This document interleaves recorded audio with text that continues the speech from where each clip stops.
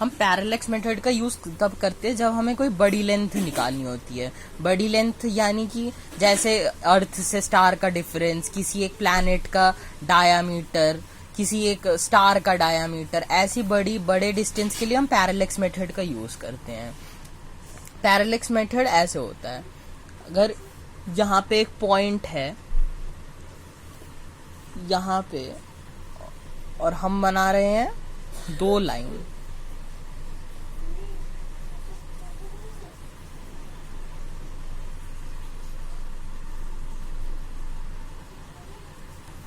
इसे हम मान लेते हैं R और इसे हम मान लेते हैं S,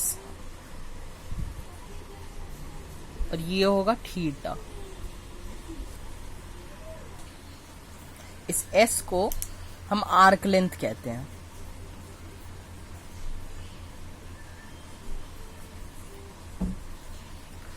जो थीटा होता है, थीटा रेडियंस में होता है। जैसे डिग्रीज होती है वैसे एंगल का एक मेजर होता है रेडियंस। उसकी वैल्यू होती है आर्क लेंथ बाई रेडियस। अब अगर हमें थीटा पता हो और रेडियस पता हो तो हम आर्क लेंथ निकाल सकते हैं, और थीटा पता हो और आर्क लेंथ पता हो तो हम रेडियस भी निकाल सकते हैं। अब इमेजिन कि ये एक स्टार है, ये वाला पॉइंट, और यहाँ ये अर्थ के दो पॉइंट्स है, तो हम इस स्टार का डिस्टेंस पता कर सकते हैं यहाँ, क्योंकि हमारे पास ये थीटा है और हमें अगर ये एस पता है तो हम ये आर निकाल सकते हैं।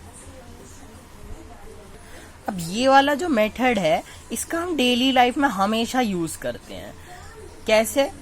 ये हमारी दो आंखें हैं और अगर कोई डिस्टेंट ऑब्जेक्ट है तो हमारी ये दोनों आंखों के बीच का डिस्टेंस हमेशा सेम ही रहता है, जो कि हमारे ब्रेन को पता होता है। और ये जो डिस्टेंस है इस पे हम अपनी दोनों आईज से फोकस करते हैं, जो कि इक्वल होता है, समझ लो आर की इक्वल। इसे मान लो एस, और इस थीटा का अंदाजा हमारा ब्रेन लगा लेता है। और ये एस हमें पहले से पता होता है क्योंकि आइस का डिफरेंस कभी चेंज नहीं होता। तो इस आर की वैल्यू हमारा ब्रेन अपने आप निकाल लेता है। इसलिए हमें हमेशा पता रहता है कि एक चीज कितने डिफरेंस पे, कितने डिस्टेंस पे, इसका हम अंदाजा हमेशा लगा लेते हैं इस पैरेलैक्स मेथड का यूज करके।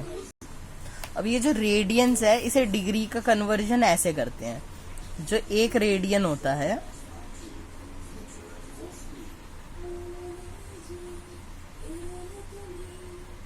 Pi by 180 degree.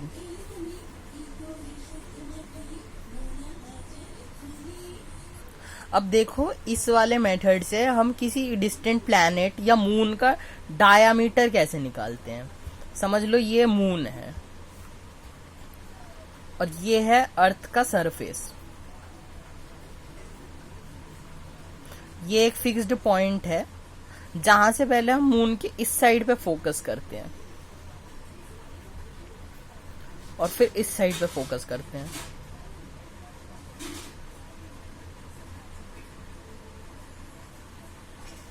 अब ये एंगल हमें हमेशा पता रहता है क्योंकि हमने अभी फाइंड किया है।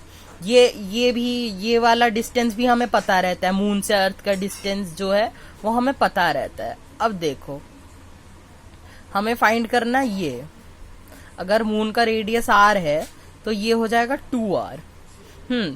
और क्या कहते हैं, और ये वाला जो है, ये वाला जो पार्ट है, आधा जो सरकमफेरेंस है, इसकी वैल्यू होती है एक सर्कल का सरकमफेरेंस होता है 2 पाई आर और आधा सरकमफेरेंस होता है 2 पाई आर बाई 2 यानी कि पाई आर। और पाई की वैल्यू होती है 3.14 और ये जो है डायामीटर होता है 2r। जब r बहुत बड़ा होता है, मून का रेडियस बहुत बड़ा है, जब r बहुत बड़ा होता है तब पाई आर और 2r में मतलब ज्यादा डिफरेंस नहीं होता। तो ये हमें मिलेगा असल में ये वाली वैल्यू मिलेगी। पर हम क्योंकि ये पाई आर इस 2r के अप्रोक्सीमेट है तो हमें जो वैल्यू मिलेगी वो हम मान सकते हैं कि वो डायामीटर है। वो वैल्यू हमें कैसे मिलेगी? Theta is equal to pi r by s pi r is equal to theta into s, और पाई आर है 2r की इक्वल, यानी डायामीटर ऑफ मून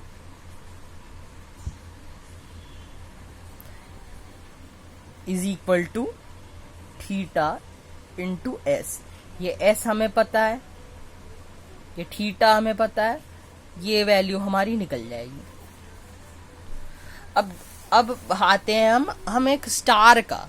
स्टार भी एक ऐसी पोजीशन पे होना चाहिए, मतलब ज्यादा दूर ना हो, यानी एक प्लैनेट्स के डिस्टेंस से दूर हो सकता है पर ज्यादा दूर ना हो। ये मान लो एक स्टार है,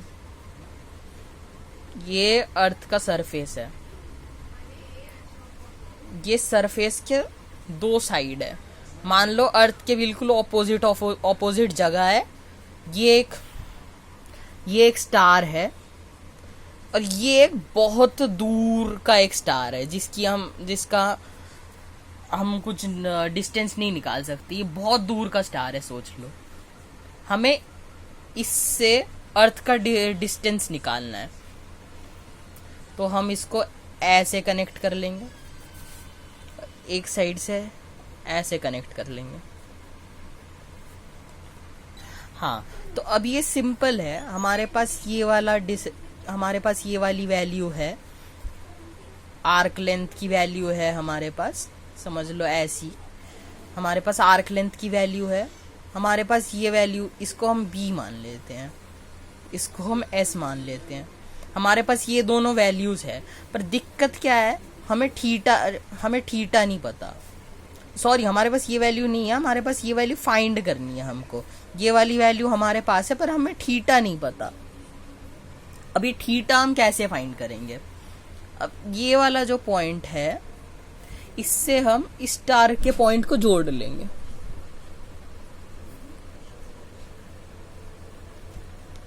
ऐसे और ऐसे। अब देखो, ये स्टार, क्योंकि मेरे पास नोटबुक में कम स्पेस है, पर असल में स्टार तो बहुत दूर है। अब स्टार जितना दूर जाता जाएगा, ये लाइन उतनी सीधी बनती जाएगी, यानी अपेरेंटली ये जो 2 लाइन है, ये लाइन बन जाएगी पैरेलल। मैं इसे ABC मान लेता हूं, यानी कि ये apparently AB parallel to AC हो जाएगा। क्योंकि ये स्टार बहुत दूर है, तो ऐसा लगेगा ये दोनों लाइन सीधी है, तो AB पैरेलल टू AC हो जाएगा। और याद रखना, ये अर्थ के बिल्कुल दोनों साइड का है, और हमें अर्थ का डायामीटर पता है, तो हमें B भी पता है। हाँ, और अब हम इस एंगल को निकाल सकते हैं। ये वाला जो एंगल है, हम निकाल सकते हैं। ये वाले एंगल को हम मान लेते हैं θ1, इस वाले एंगल को हम मान लेते हैं θ2। अब हमें फाइंड करना है, हमें θ1 और θ2 तो मिल गया, पर हमें फाइंड करना है क्या? थीटा। अब हम इसके बीचों बीच एक लाइन बना लेंगे, बिल्कुल सीधी। अब हम क्या कह सकते हैं कि ये वाली लाइन और ये वाली लाइन पैरेलल है, क्योंकि इनको हमने पैरेलल कहा था, और ये भी हमने ऐसी पैरेलल लाइन ड्रॉ कर दी। अब ऑल्टरनेट इंटीरियर ट्रायंगल के हिसाब से, जो कि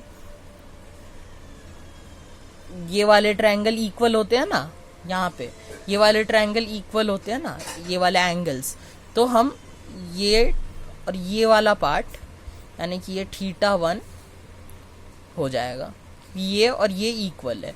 अब सिमिलरली ये θ2 और ये इक्वल है, तो हमारा थीटा क्या आ गया? Theta is equal to θ1 plus θ2। अब हमें θ1 भी पता है, हमें θ2 भी पता है, तो हमें थीटा भी पता है। अब हमारा आ जाएगा S इज इक्वल, एक minute, theta is equal to S by B। हमें B पता है, diameter of earth, diameter of earth. S हमें ढूंढना है, तो S हो जाएगा थीटा इंटू B। अब थीटा हमें पता चल गया, B हमें पता है, S निकल जाएगा। ये है हमारा पैरालेक्स मेथड, और इससे हम ऐसे डिस्टेंस फाइंड कर सकते हैं।